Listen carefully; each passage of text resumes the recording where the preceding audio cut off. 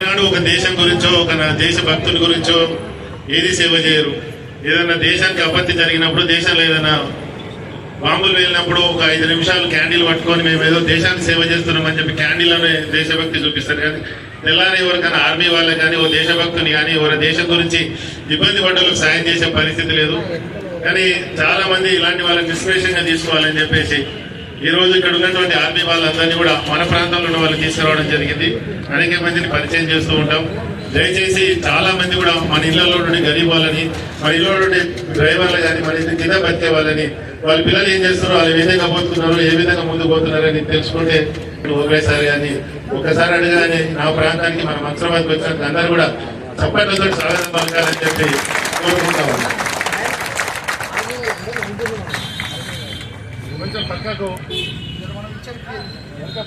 కూర్చోండి. అందరికీ జై హింద్. ఈరోజు మనం అందరము ఇక్కడ స్వామి వివేకానంద గారి పుట్టినరోజు జరుపుకుంటున్నాం. వివేకానంద గారి గురించి నేను ఎన్నో పుస్తకాలు చదివాను. రామకృష్ణ మఠంలో ఎన్నో ప్రోగ్రామ్స్ అటెండ్ అయ్యాను. ప్రతిసారి ఆయన దేశానికి కానీ, సమాజానికి కానీ, ప్రపంచానికి కానీ ఇచ్చిన మెసేజ్ అర్థం చేసుకోవడానికి బహుశా ఇంకా 100 జన్మలు అవసరం ఉంటుంది. 1893 చాలా ఇంపార్టెంట్ ఇయర్ వివేకానంద గారి లైఫ్. ఆయన షికాగోలో ఒక సభని సంబోధిస్తూ మాట్లాడడం మొదలుపెట్టారు.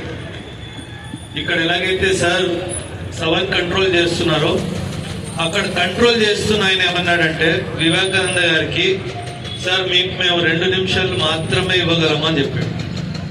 సరే పర్వాలేదు అన్నాడు. ఆయన స్టార్టింగ్ స్టేట్మెంట్ ఏమన్నాడంటే, my dear brothers and sisters of America అన్నాడు.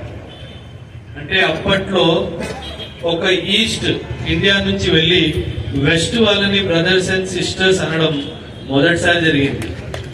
అండ్ ఆయన ఈ స్టేట్మెంట్ ఇచ్చిన తర్వాత 17 నిమిషాలు చప్పట్లు కొట్టింది.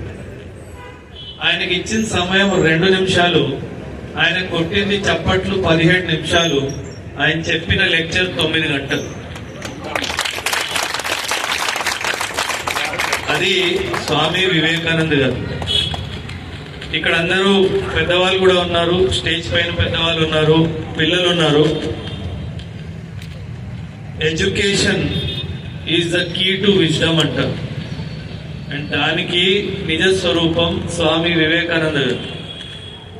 ఎస్పెషలీ ఇక్కడ అందరూ ముఖ్యంగా అమ్మాయిలు ఉన్నారు కాబట్టి మీకు స్వేచ్ఛ కావాలి. మేడం ఇందాక అన్నట్టుగా పద్ధతిలో ఉంటూ మీకు నచ్చిన పని మీరు చెయ్యాలి. మీకు స్వతంత్రం, నిజమైన స్వతంత్రం కావాలి అంటే దానికి ఒక్కటే దారి, ఆ దారి చదువు, విద్య. సో ఖచ్చితంగా ఒక పూట ఆకలితో ఉన్నా సరే పర్వాలేదు, కానీ చదువు మీద 100% శ్రద్ధ చూపించాలి. అప్పుడే మీకు నిజమైన స్వాతంత్రం వస్తుంది. ఈ సమాజం ఎలాంటిదో మనందరికీ తెలుసు. Patriarchal society. స్వేచ్ఛ అమ్మాయిలకి కండిషనల్ గానే దొరుకుతుంది. కంప్లీట్ స్వేచ్ఛ ఎప్పటికీ దొరకదు. ఆ కంప్లీట్ స్వేచ్ఛ మీకు రావాలి అంటే మీరు చదువుకోవాలి. బట్ ఒక్క మాట నేను ఖచ్చితంగా చెప్తాను, స్వేచ్ఛను మిస్యూటిలైజ్ చేయకూడదు. సార్ చెప్పిన మాట కూడా నిజమే, మేడం చెప్పిన మాట కూడా నిజమే. 2 నిజాలే, అందులో అబద్ధం ఏదీ లేదు. ఖచ్చితంగా ఎడ్యుకేషన్ అన్నది మీకు ఒక బ్రైట్ ఫ్యూచర్ని ఇస్తుంది. కానీ ఇంకొక విషయం, సార్ అన్నట్టుగా కెరియరే అంతా కాదు. నేను మీ ముందు నిల్చున్నాను ఈరోజు. నేను 6 సెంట్రల్ గవర్నమెంట్ జాబ్స్ వదిలేశాను. 1 కాదు, 2 కాదు, 3 కాదు, 6 జాబులు వదిలేశాను. మా అమ్మ ఎప్పటికీ అంటది, జనాలు ఒక్క ఉద్యోగం కోసం కింద మీద పడిపోతూ ఉంటారు, నువ్వేమో బట్టలు మారుస్తున్నట్టు ఉద్యోగాలు మార్చేస్తావు. నాకు అక్కడ పని చేసే వాళ్ళు, వాళ్ళ తీరు కానీ, వాళ్ళు ఆలోచించే విధానం కానీ నచ్చకపోతే అది ఎంత పెద్ద ఉద్యోగం అయినా సరే నేను వదిలేస్తాను. ఎందుకంటే నాకు దేవుడు ఈసారి లైఫ్ ఇచ్చాడు, నన్ను నేను ఎవరు కనుక్కోవడానికే ఇచ్చాడు. అండ్ నేను యాక్చువల్లీ ఒక టీచర్. సార్ ఇంట్రొడక్షన్ కూడా ఇచ్చారు. నేను మీలాగే ఈ తెలుగు బిడ్డని, ఈ తెలుగు భూమి మీదే పుట్టాను. డాడ్ పంజాబీ, అమ్మ ఆంధ్ర. సో ఆ 1960s లవ్ స్టోరీకి పరిణామం నేను. ఓకే, సో 2004లో ఇండియన్ ఆర్మీ జాయిన్ అయ్యాను. సార్ అన్నట్టుగా రాజస్థాన్లో పోస్టింగ్ చూశాను, సియాచెన్లో డ్యూటీ చేశాను, అరుణాచల్ ప్రదేశ్ అడవుల్లో డ్యూటీ చేశాను, అస్సాం మణిపూర్ అడవుల్లో డ్యూటీ చేశాను. జమ్మూ అండ్ కాశ్మీర్లో ఆల్మోస్ట్ గల్లీ గల్లీ ఆయుధం భుజాన్ని వేసుకొని నా దేశాన్ని కాపాడుకోవాలి అన్న ఉద్దేశంతో తిరిగాను. 2015 అమ్మకి క్యాన్సర్ డిటెక్ట్ అయినప్పుడు ఆర్మీ వదిలేసి వచ్చేసి, ఎందుకంటే అమ్మని చూ, that is very important. Okay, so ఈ దేశం కూడా మన అమ్మ లాంటిది. ఎప్పుడు దేశాన్ని మర్చిపోవద్దు. దేశ సేవ చేయాలి అంటే సరిహద్దుల్లోనే ఉండాల్సిన అవసరం లేదు.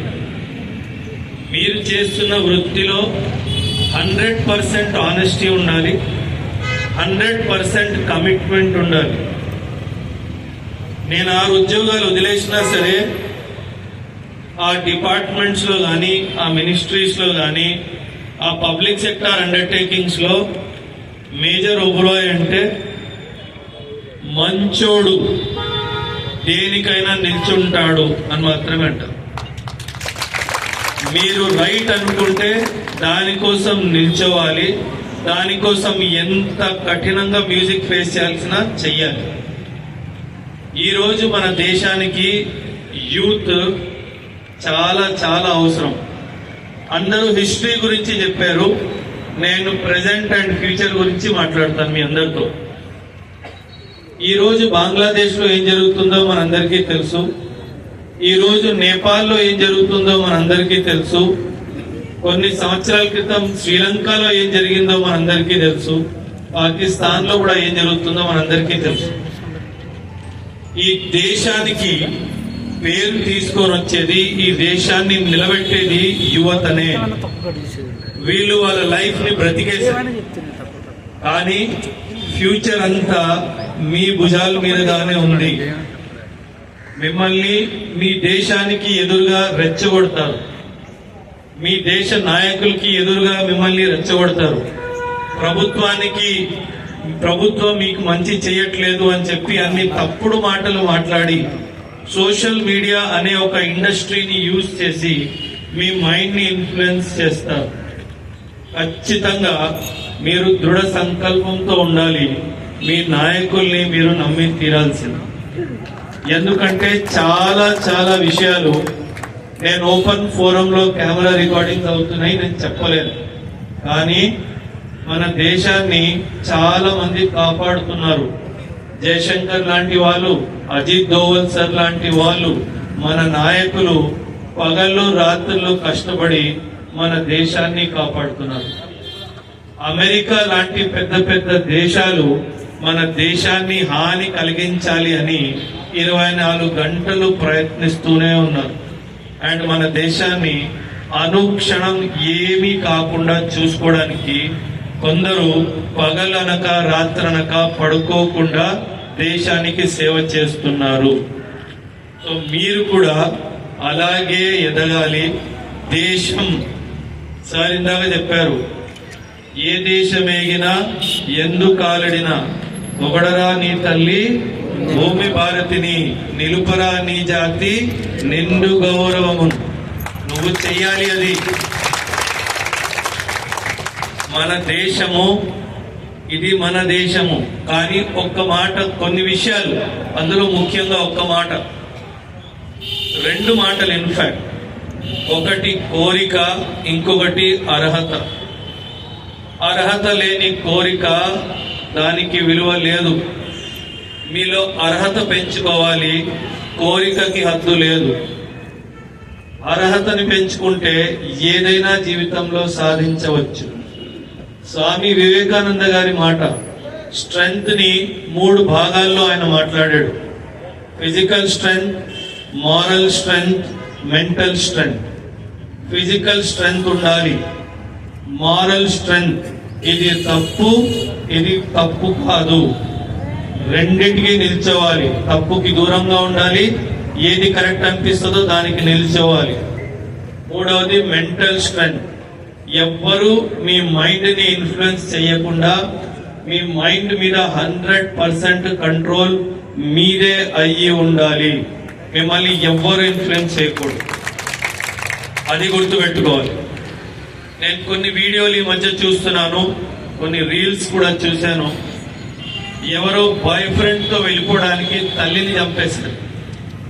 ఒక అమ్మాయి తన తల్లిని చంపేసి బాయ్ ఫ్రెండ్ తో వెళ్ళిపోయింది అంట. నేను వేదిక జ్ఞానం నుంచి ఒక మాట మీ అందరికీ చెప్తాను, వినండి. దేవుణ్ణి మనం ఏమైనా కోరుకోవచ్చు. నన్ను భారతదేశంలోనే పుట్టించు, నన్ను మళ్ళీ సైనికుడుగానే పుట్టించు, నన్ను మళ్ళీ మగాడుగానే పుట్టించు, ఏదైనా కోరుకోవచ్చు.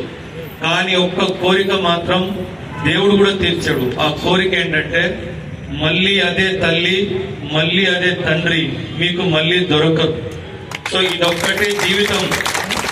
100% వాళ్ళని బాగా చూసుకునే బాధ్యత మీదే. మీ తల్లి తండ్రుల్ని గౌరవం చేయని ప్రేమ నీకు మంచిది కాదు. అది గుర్తుపెట్టుకోవాలి. నీ ప్రేమ అంతే గొప్పదైతే ఖచ్చితంగా వెయిట్ చేస్తాడు, ఖచ్చితంగా నీకు కావాల్సినట్టుగా ఉంటాడు. అవన్నీ చూసుకోవాలి. ఎందుకంటే ఒక ప్రవక్త మాట్లాడుతూ లవ్ జిహాద్ గురించి మాట్లాడాడు. ఇది చాలా పెద్ద deep state operation in our country. Love జిహాద్ అన్నది ఒక సృష్టించిన ఒక ఇష్యూ కాదు, అది ఒక real issue in our society. దాన్ని మీరందరూ చాలా జాగ్రత్తగా గమనించాలి. ఎవరు ఎందుకు మిమ్మల్ని కోరుకుంటున్నారు, ఎందుకు ప్రేమ చూపిస్తున్నారు. దీనికి ఒక టర్మ్ ఉంది, లవ్ బాంబింగ్. లవ్ బాంబింగ్ చేసి మిమ్మల్ని భయమరుస్తారు. మీరు చాలా జాగ్రత్తగా ఉండాలి. డీప్ స్టేట్ మొత్తం వర్క్ చేస్తుంది. నేను ఒక విషయం, చాలా మంచి విషయం గమనించాను. అందరూ పెన్ అండ్ డైరీతో వచ్చారు. ఈ కాలంలో మొబైల్ నేను ఎవరు చేతిలో చూడలేదు. That is the greatest thing. నేను నా పిల్లలకి యూపీఎస్సీ సివిల్ సర్వీసెస్ ఎగ్జామ్స్ కి నేను కోచింగ్ ఇస్తాను పిల్లలకి. నేను నా పిల్లలకి ఒక్కటే మాట చెప్తాను, మీరు 18 గంటలు మొబైల్ ఫోన్ కి దూరంగా ఉన్నారు అంటే 24 గంటల్లో 18 అవర్స్ మీ ఫోన్ స్విచ్ ఆఫ్ ఉంది అంటే మిమ్మల్ని ఎవ్వరూ ఆపలేరు. ఇది నా పర్సనల్. నేను గుడ్డి వాళ్ళని ఐఏఎస్ ఆఫీసర్లు చేశాను, కళ్ళు కనిపించని వాళ్ళను కూడా ఐఏఎస్ ఆఫీసర్లు చేశాను, వికలాంగులని నేను ఐఏఎస్ ఆఫీసర్లు చేశాను. అన్నీ ఉన్నా చాలా మంది ఫెయిల్ అయిపోయిన వాళ్ళు కూడా ఉన్నారు. ఎందుకంటే కమిట్మెంట్ లేదు. ఖచ్చితంగా మీరు అనుకున్నది సాధించాలి అంటే కమిట్మెంట్ ఉండాలి. అడ్డంకులు వస్తాయి, అదే నేచర్ ప్రవర్తన. నువ్వు ఏదైనా పెద్దది సాధించాలి అని అనుకున్నప్పుడు నేచర్ అబ్స్టకల్ని పెడతాది. నువ్వు అది దాటితేనే గొప్పవాడి అవుతావు. అబ్స్టకల్ ఉంది అని చెప్పేసి రంగం వదిలేసి పారిపోకూడదు. ప్రతి ఒక్క గొప్పవాడు అబ్స్టకల్స్ ని దాటిన తర్వాతనే గొప్పవాడు అయ్యాడు. ఈరోజు నేను వస్తున్నాను, మాట్లాడడానికి వస్తున్నాను అంటే ఇంతమంది స్కూల్ పిల్లలు పెద్దవారు వచ్చారు. సార్ ఇంత పెద్ద స్టేజ్ ఆర్గనైజ్ చేశారు. నేను క్లాస్ తీసుకున్నప్పుడు, స్టార్ట్ నేను చేసినప్పుడు క్లాస్ రూమ్ లో ఒక్క స్టూడెంట్ ఉన్న రోజులు కూడా ఉన్నాయి. కానీ ఈరోజు నేను ఒక బ్యాచ్ స్టార్ట్ చేస్తున్నాను అంటే బ్యాచ్ ఫుల్ అయిపోయింది అని బోర్డు పెడతాను. అది నేను ట్రావెల్ చేసిన జర్నీ. ఒకప్పుడు నేను యూట్యూబ్ లో వీడియో పెడితే 40 మంది 50 మంది చూసేవాళ్ళు. కానీ నేను ఏ రోజు ఆశ వదలలేదు. కంటిన్యూస్ గా గత 4 సంవత్సరాల నుంచి వీడియోస్ చేస్తూనే ఉన్నాను. ఈ రోజు ఒక వీడియో పెట్టాను అంటే 2-3 లక్షల వ్యూస్ ఒక్క రోజులో వస్తాయి. అండ్ ఒక్క నెగటివ్ కమెంట్ కూడా రాదు. ఎందుకంటే నేను నిజం మాట్లాడతాను, దేశం పట్ల గౌరవంతో మాట్లాడతాను. కాబట్టి ఎవరైతే మీ దేశం గురించి తప్పుగా మాట్లాడతారో ఖచ్చితంగా అక్కడే నిలదీచండి. మీరు ఫిజికల్గా హర్ట్ చేయాల్సిన అవసరం లేదు, ప్రశ్నించండి. ఏది మీ ముందుకు వచ్చినా మీ నేతల గురించి, మీ దేశం గురించి, మీ సమాజం గురించి, మీ కల్చర్ గురించి ప్రశ్నించినప్పుడు ప్రతి ఒక్కటి ప్రశ్నించండి. ఆ తర్వాత యాక్సెప్ట్ చేయాలా రిజెక్ట్ చేయాలా అన్నది డిసైడ్ చేయండి. ఒక్క విషయం మాత్రం నేను ఖచ్చితంగా చెప్పాలి, ఫిజికల్ స్ట్రెంగ్త్ చాలా పడిపోతుంది. సార్ అన్నట్టుగా యోగా, సార్ అన్నట్టుగా ఫిజికల్ ట్రైనింగ్ మీరు అందరూ చెయ్యాలి. ఎందుకంటే ఎప్పుడో పెద్దవాళ్ళు చెప్పారు, ఆరోగ్యమే మహాభాగ్యము. ఆరోగ్యానికి మించిన భాగ్యం ఈ భూమి మీద ఏమీ లేదు. సో మీరు ఖచ్చితంగా, ఎందుకంటే ఇవాళ రేపు అందరూ డెస్క్ జాబ్ చేస్తున్నారు కాబట్టి ఆఫీస్లో ఎటువంటి శ్రమ, ఫిజికల్ స్ట్రెయిన్ ఉండదు. కాబట్టి పొద్దున్న లేచిన వెంటనే చల్లనీళ్ళతో స్నానం చేసిన తర్వాత ఒక 40 మినిట్స్ మీరు ఫిజికల్ ఎక్సర్సైజ్ చేయాలి. మీరు 21 డేస్ బ్రేక్ లేకుండా చేసి చూడండి, మీకు అర్థమవుతుంది. మీకున్న మానసిక ఆందోళనలు అన్ని తొలగిపోతాయి. 21 డేస్ గ్యాప్ లేకుండా చేయండి. చల్లనీళ్ళతో స్నానం చేయండి. ఒకవేళ చల్లనీళ్ళతో చేయలేకపోతున్నారు అంటే గోరువెచ్చగా చేసుకొని చేయండి. వేడి నీళ్ళతో స్నానము శరీరానికి మంచిది కాదు, ఇది గుర్తుపెట్టుకోండి. ఎందుకంటే అది మీ నర్వస్ సిస్టమ్ ని యాక్టివేట్ చెయ్యదు. మీరు చల్ల నీళ్ళతో స్నానం చేశారంటే మీరు రోజంతా చాలా యాక్టివ్ గా ఉంటారు. బికాజ్ మీ నర్వస్ సిస్టమ్ అంతా యాక్టివేట్ అవుతుంది కాబట్టి. సో చాలా జాగ్రత్తగా, ఎందుకంటే మన పెద్దవాళ్ళు ఒకప్పుడు నదికి వెళ్ళి స్నానం చేసేవారు. అదొక్కటి చాలా ఇంపార్టెంట్ ప్రాక్టీస్. ఇప్పుడు నది లేదు కాబట్టి మన ఇంట్లోనే వాష్రూమ్ ఉంది కాబట్టి చల్ల నీళ్ళతో స్నానం చేయండి. ఇబ్బందిగా ఉంటుంది, నాకు ఇబ్బందిగానే ఉండేది, కానీ తర్వాత మీకే అలవాటు అవుతుంది. సాయంత్రం పనంతా అయిపోయిన తర్వాత గోరువెచ్చని నీళ్ళతో స్నానం చేయండి, ఏం పర్వాలేదు. సో దిస్ ఇస్ హౌ మన లివింగ్ సిస్టమ్. మనం సార్ ఎవరో హిందుత్వ గురించి మాట్లాడారు. హిందుత్వ అనేది రిలీజన్ మాత్రమే కాదు, హిందుత్వ అనేది ఒక వే ఆఫ్ లైఫ్. ఇంట్లో ఎలా ప్రవర్తించాలి, బయటికి వెళ్ళినప్పుడు ఎలా ప్రవర్తించాలి, ఆలోచన తీరు ఎలా ఉండాలి, క్రమశిక్షణ ఎలా ఉండాలి, తినే విధి విధానం ఎలా ఉండాలి, ప్రతి ఒక్కటి చెప్పేదే హిందుత్వ. అది రిలీజన్ మాత్రమే కాదు, అది ఒక వే ఆఫ్ లైఫ్ కూడా. బర్గర్లని, కేఎఫ్సీలని చెప్పి once in a while okay, but దాన్ని మీ న్యాచురల్ డయట్ చేసుకోవద్దు. నేను ఈ రోజు కూడా ఎంత కష్టపడినా సరే, ఎంత దూరం ఉన్నా సరే, తిరిగి ఇంటికి వెళ్ళి అమ్మ వండిందే తింటాను, అది నాకు ఇష్టం కాబట్టి. So always value the home food. ఇంట్లో వండే వంట మీ శరీరానికి చాలా మంచిది. మీ రోడ్డు మీద పడిపోయి తినకండి, మంచి ఆయిల్ కాదు, మంచి ఫుడ్ కాదది. అది మీ శరీరానికి హాని చేస్తుంది, మీ మానసికకి, మీ సైకలాజికల్ మైండ్ కి కూడా డిస్టర్బ్ చేస్తుంది.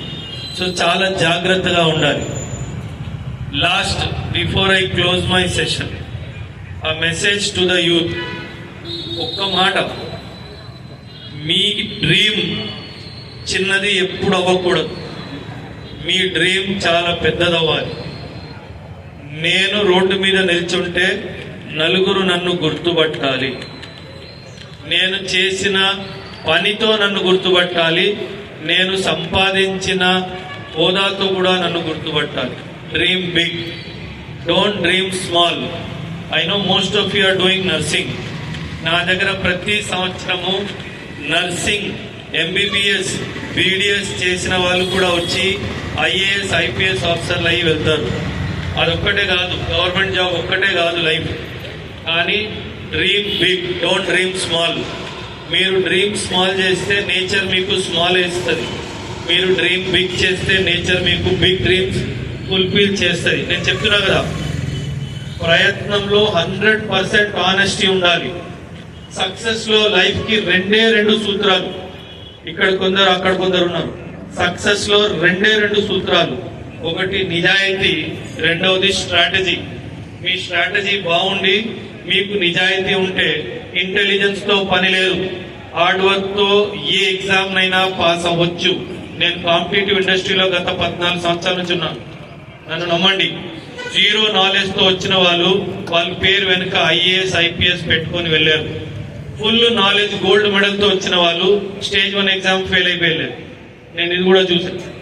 So I'm not making a statement to motivate you. This is the ultimate truth. If you are honest in your efforts and if your strategy is right, nobody can stop you. Nature will definitely bless you. ఒక golden rule గుర్తుపెట్టుకోండి. 12-8-4. 8 గంటలు పడుకోవాలి, 12 గంటలు శ్రమ చేయాలి, 4 గంటలు ఫ్యామిలీతో గడపాలి. ఇది గోల్డెన్ రూల్ ఆఫ్ లైఫ్. 12 గంటలు పని చేయాలి, చదవాలి. ఒకవేళ మీరు విద్యార్థులైతే చదవాలి, మీరు ఉద్యోగస్తులైతే 12 అవర్స్ పని చేయాలి అండ్ 4 అవర్స్ పాజిటివ్ టైం ఫ్యామిలీతో స్పెండ్ చేయాలి. మీకు నచ్చింది చేయాలి, ప్రతిరోజు చేయాలి. అది మీ లైఫ్ లో ఒక పాజిటివ్ మొమెంటం, ఎంతూజియాజం తీసుకొస్తుంది. ఎప్పుడైనా గుర్తుపెట్టుకోండి, మీరు చదువుతున్నది మీకు గుర్తుండట్లేదు అంటే మీ రివిజన్ స్ట్రాటజీలో తప్పుంది. There is a golden rule for revision, 1-3-7 rule. ఈ రోజు చదివింది మొదటిసారి 24 అవర్స్ లో రివైజ్ చేయాలి, రెండవసారి 3 రోజుల్లో ఇంకోసారి రివైజ్ చేయాలి, మూడోసారి 7 డేస్ లోపు రివైజ్ చేయాలి. ఈ 1-3-7 రూల్ మీరు పాటిస్తే గనక లైఫ్ లాంగ్ మీరు చదివింది మర్చిపోరు. ఇది గుర్తుపెట్టుకోండి, ఇది సైంటిఫిక్, నేను చెప్తుంది మీకు. So please remember this rule, 12-8-4 rule, 1-3-7 rule. Nothing can beat you in your life. And Swami Vivekananda garu ఒక విషయం చెప్పారు. ఆయన రామకృష్ణ పరమహంస శిష్యుడు. ఒకరోజు నేను మొరాలిటీ గురించి మీకు లెక్చర్ ఇస్తున్నాను, చూడండి, చాలా జాగ్రత్తగా వినాలి. యూత్ గురించి కూడా చెప్తాను. ఈ స్వామి వివేకానంద గారు ఒక మాట ఎప్పుడు మాట్లాడేవారు. ఒకసారి రామకృష్ణ పరమహంస గారు ఒక టాస్క్ ఇచ్చారు శిష్యులందరికీ. ఈ టాస్క్ ఏంటంటే, ఇంకా మీ శిక్ష వస్తుంది, నాకు గురుదక్షిణగా ఇంట్లో నుంచి ఏమన్నా తీసుకురండి అని చెప్పాడు అందరికి. కానీ ఒక కండిషన్, మీరు తెస్తున్నప్పుడు అది మీరు తెస్తున్నట్టు ఎవ్వరు చూడకూడదు, దొంగచాటుగా తీసుకొని రావాలి అని అన్నాడు. నెక్స్ట్ డే శిష్యులందరూ వచ్చారు. కొందరు బియ్యం తెచ్చాడు, కొందరు పొలాలు తెచ్చాడు, కొందరు పాలు తీసుకొచ్చారు. స్వామి వివేకానంద మాత్రం ఒట్టి చేతులతో వెళ్ళిపోయాడు. అదేంట్రా కదా, ఒక చిన్న పని కూడా చేయలేకపోయాను అంటే ఆయన అంటాడు, గురువు గారు మీరు ఒక కండిషన్ పెట్టారు. ఆ కండిషన్ ఏంటి? నేను దొంగలిస్తున్నప్పుడు ఎవ్వరూ చూడొద్దు అని అన్నారు. కానీ ప్రతిసారి నేను దొంగలిస్తున్నప్పుడు నా మనస్సాక్షి చూస్తుంది స్వామి అని అన్నాడు. అప్పుడు ఆయన అన్నాడు, హీఈస్ మై ట్రూ డిసైపుల్, మీరందరూ దొంగ వెధవలు అని చెప్పాడు. So moral character is very very important. మన దేశానికి కావాల్సింది ఈ సమయంలో మారల్ క్యారెక్టరే. సో ఎట్టి పరిస్థితుల్లో ఎంత ప్రెషర్ ఉన్నా సరే మారల్ క్యారెక్టర్ ని వదిలేయొద్దు. ఆ మారల్ క్యారెక్టరే మీ పేరుని మీకు బలాన్ని ఇస్తుంది. సో ఇదొక సందేశం నేను అందరికీ ఇవ్వాలనుకున్నాను. So thank you very much sir. Janardhan Reddy garu, Narasimhareddy గారు నన్ను పిలిచినందుకు. ఒక విషయం నేను సార్ గురించి చెప్పాలి. నరసింహారెడ్డి గారిని నేను పొద్దున్న నుంచి చూస్తున్నాను, ఆల్మోస్ట్ 8:50 నుంచి ఆయనతో పాటు ఉన్నాను. ఒక లీడర్ని మనం జడ్జ్ చెయ్యాలి అంటే ఒక్కటే విషయం, ఆయన ప్రతి ఒక్కరిని పేరుతో పిలిచాడు. కనీసం పొద్దున్న నుంచి ఒక 200 మందిని నన్ను పరిచయం చేయించారు. ప్రతి ఒక్కరిని వాళ్ళ పేరుతో వాళ్ళ వృత్తితో సంబోధించి నన్ను పరిచయం చేశాడు. అంటే హీఈస్ ఎ గ్రౌండ్ లీడర్. మన దేశానికి కావాల్సిందే గ్రౌండ్ లీడర్షిప్.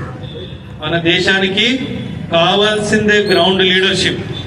అండ్ నేను ఎవరితో మాట్లాడినా, నేను గత ఇన్ని సంవత్సరాలుగా అన్నతో ఉన్నారన్నారు కానీ ఎవరు నాకు 2 నెలలు అయినాయి 3 నెలలు అయినా చెప్పాల.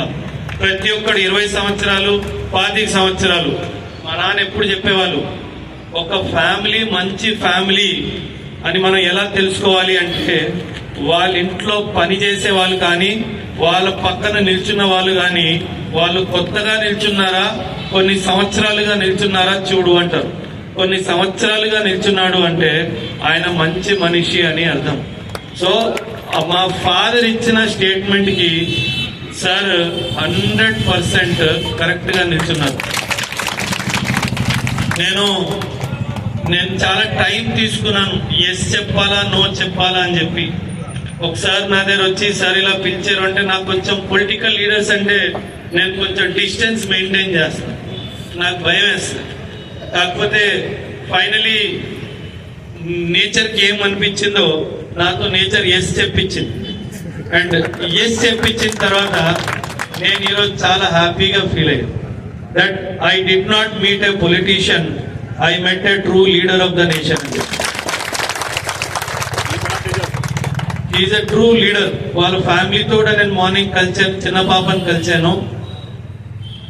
ఫ్యామిలీ చూస్తే ఇంటి హెడ్ ఎవరైతే యజమాని ఉంటారో వాళ్ళేంటో తెలిసిపోతుంది. వాళ్ళ మిస్సెస్ ని వాళ్ళ అమ్మాయితో మాట్లాడిన తర్వాత నాకు అర్థమైంది ఏంటి అంటే, sir is actually a family man. Sir is actually అందుకే ఫ్యామిలీ మ్యాన్ ని ది కంప్లీట్ మ్యాన్ అంటారు. And the complete man is always the man for the nation. Always గుర్తుపెట్టుకోండి. So thank you very much sir, నన్ను పిలిచినందుకు చాలా respectful గా. And అందులో స్వామి వివేకానంద గారు పుట్టినరోజు నన్ను పిలవడం అన్నది నాకు చాలా హ్యాపీగా ఉంది. యాక్చువల్లీ నిన్న రాత్రే నేను I have to go to Bengaluru, ఒక పని ఉంది నాకు.